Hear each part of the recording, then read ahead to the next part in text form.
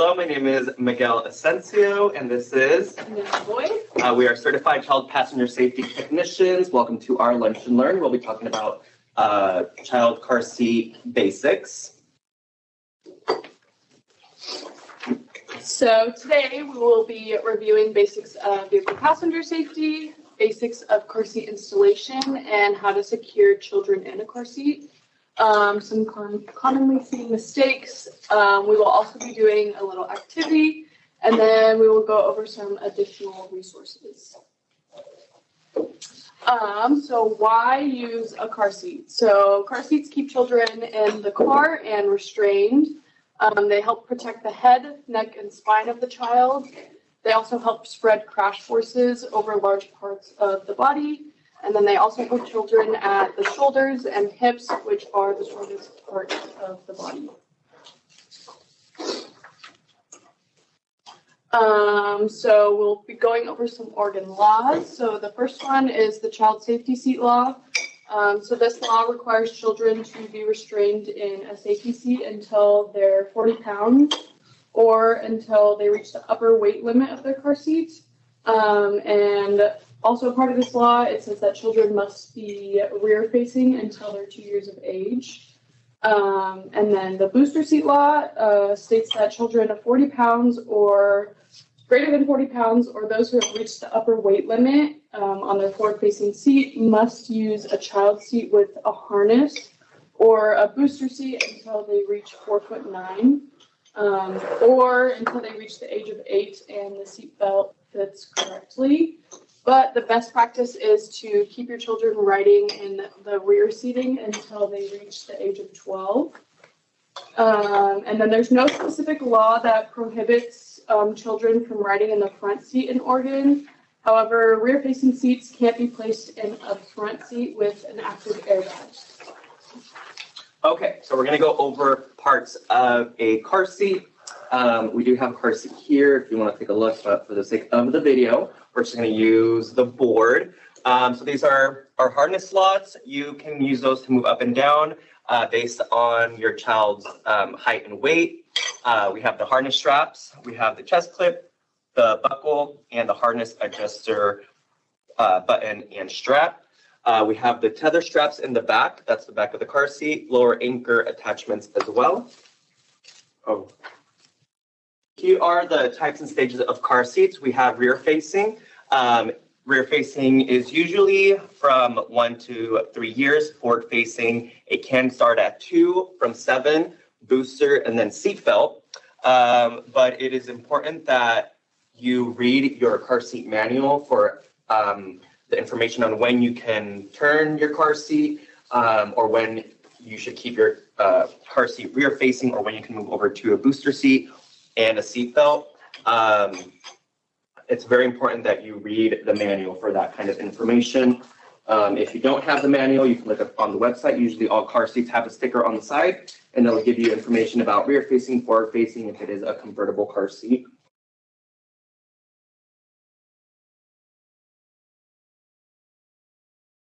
Okay, so we're going to be going over rear seat car seat basics.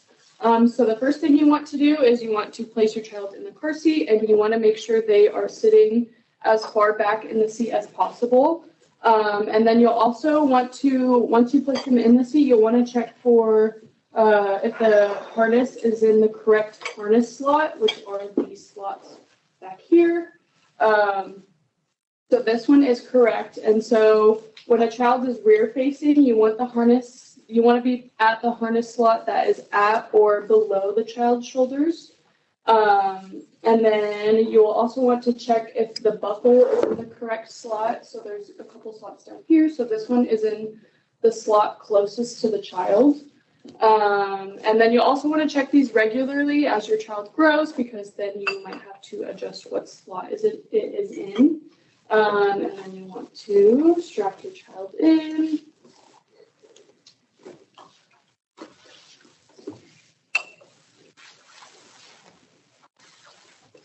And then buckle them.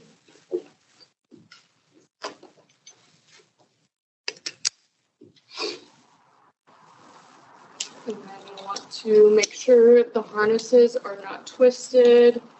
and connect the chest clip, and then you will pull on the strap here at the bottom to make sure the harness is fitting snug. And continue pulling.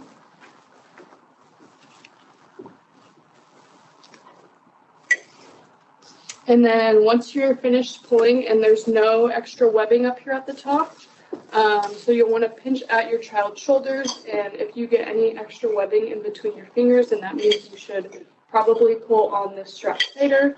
But then you'll adjust the chest clip so that it is at armpit level with your child.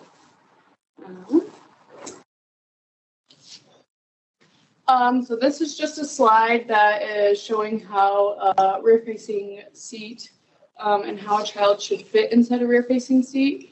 So as you can see, the harness is at or below the shoulders right here. There's no pinchable slack, so there's no extra webbing when you pinch the harness at the top. The chest clip is at armpit level with the baby, and then the harness is not twisted or anything. All right, so now we are going to go into forward facing. All right, so we're going to pretend that this child grew a little and he's ready for forward facing. So again, like with the rear facing, you're going to make sure your child is seated all the way to the back. When they are forward facing, you got to make sure that the straps are either at or slightly above their shoulder. Contrary to the rear facing, they're either at or below the shoulder. So we're going to go ahead and strap the child in. Always make sure that there's no twist in the harnesses. We're going to get him strapped in. The bottom buckle, you want to make sure there are levels to the bottom buckle as your child grows. You can switch it over to the furthest one, but you got to make sure that it's snug on by the baby's body. So we're going to strip that in there. And again, the button down here is to adjust the straps. You pull on that.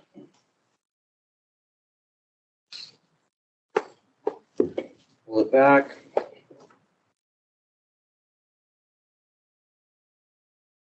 Make sure the baby is snug in there. And just like the rear facing, you check the same way. You're going to want to pinch these straps right here. If there's any webbing in between your fingers, that means that the straps are loose and you're going to want to tighten it a little more. Always make sure that the chest buckle is at armpit level on the child. Make sure that there's no twist at the bottom as well. Make sure it's not pinching your baby either on the legs. Sometimes it can get a little tight. For males, make sure you check also the buckle. It can get a little bit uncomfortable if it is too tight on them. You can switch the buckle over to the furthest slot. All right, and just like the other one, this is just another diagram for a closer look on how things should be placed on the forward-facing car seat. In a forward-facing seat, the top of the child's ear should not be above the car seat shell. If your child is forward-facing, the harness strap should be at or just above the child's shoulder. The chest clip should be at armpit level when buckled. Make sure that there is no excess space between the crotch buckle and the child's body. You should not be able to pinch vertically more than 1 inch of harness fabric. Okay, so these are just some installation basics. I'm going to set this down. So first you want to determine whether the seat should be rear facing or forward facing. And then at that point you want to choose whether you want to use the seatbelt or latch system. You never want to use both because if you use both, it can put stress on certain parts of the car seat, so it can make it even more dangerous during a crash. And then both installation methods are safe. One is not better than the other. And then if you're using a seat belt, you'll want to make sure you're using the correct belt path. So on this convertible car seat, there is a forward-facing belt path, which is more behind the car seat on the back of it. And then there's a forward-facing belt path, which is kind of underneath the seat. And there's also the labels on the side that will tell you which belt path to use as well if you are unsure. And then when you're buckling the seatbelt into the car, you will want to put the seatbelt through the correct belt path, buckle it in, and then you'll want to pull your seatbelt all the way out, and you'll kind of start hearing a clicking noise. And so that's how you know that the seatbelt is locked in correctly. And then you'll want to just push on the car seat and then pull on the seatbelt as tight as possible to lock it in as tight as you can. And then if you're using a latch system, you'll want, there are these hooks on the bottom of the seat. So there's one on each side. You'll also want to make sure that these go through the correct belt path. So it usually comes in the rear-facing belt path, but you might have to adjust it and put it through the forward-facing belt path if you do use that. And then you'll want to make sure that the latch hooks on the bottom here are facing down like this in the seat lower anchors. If you put it upside down like this, it might come undone and have the car seat slide out. And then you'll also want to verify, so on the side of the car seat right here, there's usually a recline, like an arrow or a leveler, like a bubble leveler, so that's how you know what recline angle to use. So you'll just want to make sure that this is level with the ground. And then once you have everything installed, you'll want to also use the top tether, which is this harness right here. You'll want to use this whenever possible, which usually connects to the back of the car seat or the car's seat. And it should only be used when you are having your seat forward facing. And then you'll want to check that the seat is installed tight enough, so you'll grab as close to the belt path, whether that be forward facing or rear facing, and you'll want to move the car seat and the seat, and you don't want it moving more than an inch front and back or side to side.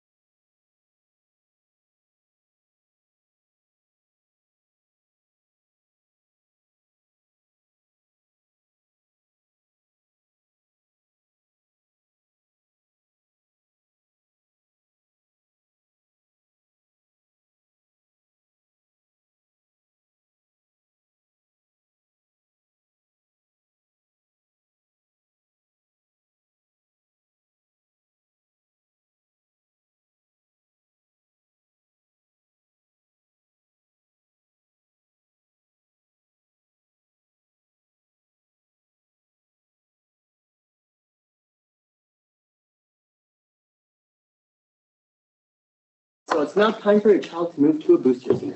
So that means he is, or they are, a little more grown up. Children may be ready for a booster seat once they have reached the weight or height limit of their forward-facing seat. So how do you tell when they are ready to move to a booster seat? What should you do? Anybody? Weigh them. Besides that, what should you check? Their height. No. Their age. But you always check to see if they're ready to be moved into a booster seat or if they're ready to let go of their last seat. Their leg length. The car seat label.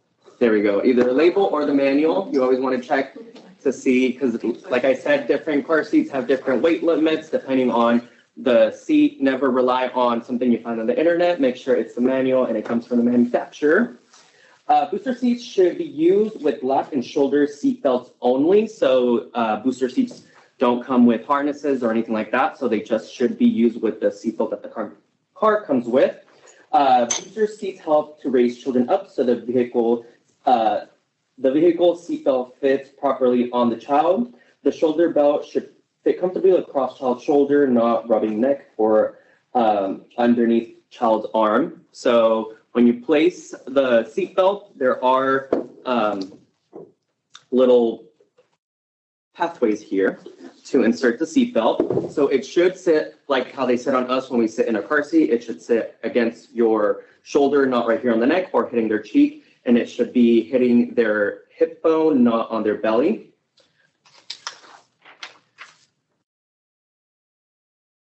So this is just a quick demonstration on how a booster seat should fit, slouching down until knees bend, lap belt sitting too high, shoulder belt rubbing on neck. That is the incorrect way.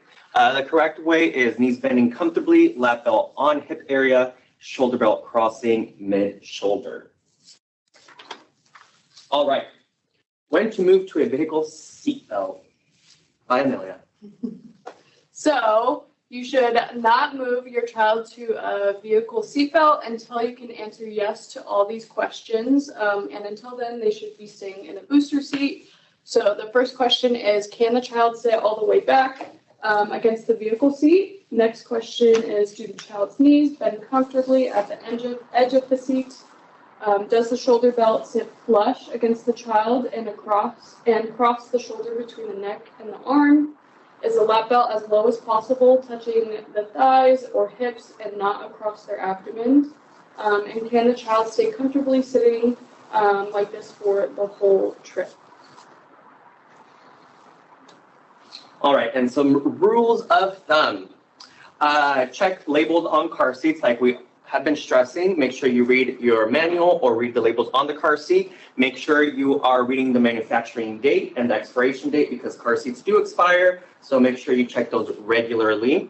1-inch test. So remember to pinch the straps and make sure the car seat can't move 1 inch. Check recline indicators on seat. So like we said, those vary depending on the car seat. Some come with a little bubble indicator. Those are easier to read. Or like these, they just come with an arrow. So try to keep it as level as possible. Keep children rear facing as long as possible. Again, that is depending on your car seat. And where will you find that information? The car seat label. There we go. In a car seat label or in the manual. Again, check car seat expiration. Some seats may not specifically say expiration date. Seats expirations are typically 7 years out. When in doubt, always refer to a car seat manual or vehicle owner's manual. So next we're going to be going over some common mistakes or misuses with a car seat. So the first one being that people have children wearing bulky clothing like jackets or just puffy clothing or blankets. And you never want to do that because it can leave some extra space between where the harness sits on the child. And it can be unsafe. So you either want to remove the jacket or the blanket and then buckle the child in, and you can either put the jacket backwards on the child while they're sitting in the car seat, or you can cover them with the blanket once they've been buckled in. The next one, that the seatbelt is positioned incorrectly. So children usually put the seatbelt like under their arm, or it's just like rubbing their neck, or it's not sitting correctly on their hips. And then also a really big one is that people use both the latch and the seatbelt system. So like I said earlier, it's not really safe to use that because it can cause stress on a certain part of the car seat. So if you're in a car accident, it can become really dangerous. People also turn their child forward-facing too early. So it's safer to keep your child in a rear-facing position, just because it's going to protect the child more in their head, neck, and spine. So you want to try and keep them rear-facing as long as possible. And then also the seatbelt is not locked correctly when installing the car seat. So like I said earlier, you want to pull the seatbelt all the way out once you have the car seat buckled in, and then you'll want to hear for that clicking, and then that's when you know the seatbelt is locked. All right, so we're going to play a quick little game called Fact or Myth. All right, first question. I have to turn my child around when his or her feet touch the back of the vehicle seat. Fact or myth? Myth. That is right. Why is it a myth? Anybody? Because it's the law. It's You don't turn them until they're 2. right, and then it's not measured by if their feet are a little bent, kids are flexible. If it is touching the back of the car seat and it's not really bothering, they're not scrunched up in the back, that's totally fine. So that is correct. It is a myth. Second one, expensive car seats are safer. Fact or myth? Myth. It is indeed A a myth. myth. All manufactured car seats have to go through maintenance guidelines. So they are, whether it's like a really expensive car seat or just a regular general car seat, they all have to meet certain standards. So all of them are going to be safe. Oh. All right, fact or myth? 3 out of 4 car seats are installed incorrectly. That is correct. According to the NHTSA, 73% of child restraints are installed incorrectly, and about 96% of parents believe they have their car seat installed correctly. And last one, it is okay to use a car seat after it's been involved in a car accident. Fact or myth? Oh, that is a myth. It is a myth. So car seats should be disposed of as soon as they've been in an accident. You don't know whether the shell is still intact or how safe that car seat is. And when you dispose of a car seat, you want to make sure you cut the straps or the lining of the car seat, just so that people don't use it again after you've thrown it away. And if you are unsure if your car seat is installed correctly, contact a technician, look at your manual. You can visit oregon.gov/ODOT for a list and dates of car seat clinics in Oregon, or you can contact our department. We have several car seat technicians on standby. And these are just some offerings that Good Shepherd has. So we have some free classes, some connection services, some free health screenings, again, free car seat checks or installations, free life jackets, and free helmet fittings. So you can call the Community Health and Outreach Department at Good Shepherd if you would like to receive any of these services. And thank you for Thank the you. conversation.